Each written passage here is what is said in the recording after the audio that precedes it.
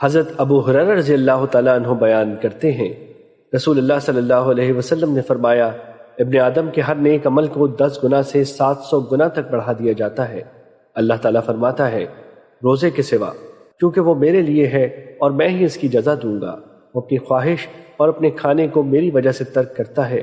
روزے دار کے لیے 2 خوشیاں ہیں، ایک فرحت و خوشی تو اس کے افطار کے وقت ہے، جبکہ ایک خوشی اپنے رب سے ملاقات کے وقت ہے، اور روزے دار کی منہ کی بو اللہ کے ہاں کستوری کی خوشبو سے بھی زیادہ بہتر ہے، اور روزہ ڈھال ہے۔ جس روز تم میں سے کسی کا روزہ ہو تو وہ فحش گوئی اور ہذیان سے اجتناب کرے۔ اگر کوئی اسے برا بھلا کہے یا اس سے لڑائی جھگڑا کرے تو وہ کہے کہ میں روزے دار ہوں۔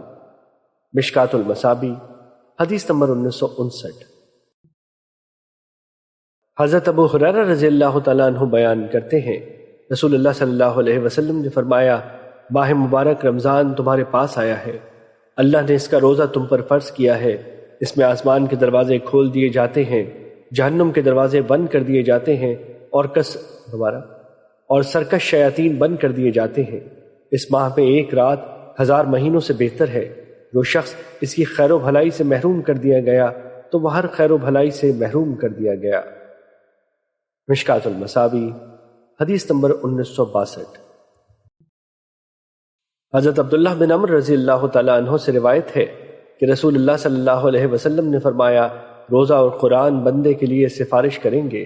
روزہ عرض کرے گا، رب جی، میں نے دن کے وقت کھانے پینے اور خواہشات سے اسے روک رکھا، اس کے متعلق میری سفارش قبول فرما۔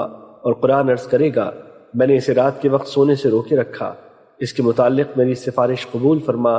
ان دونوں کی سفارش قبول کی جائے گی۔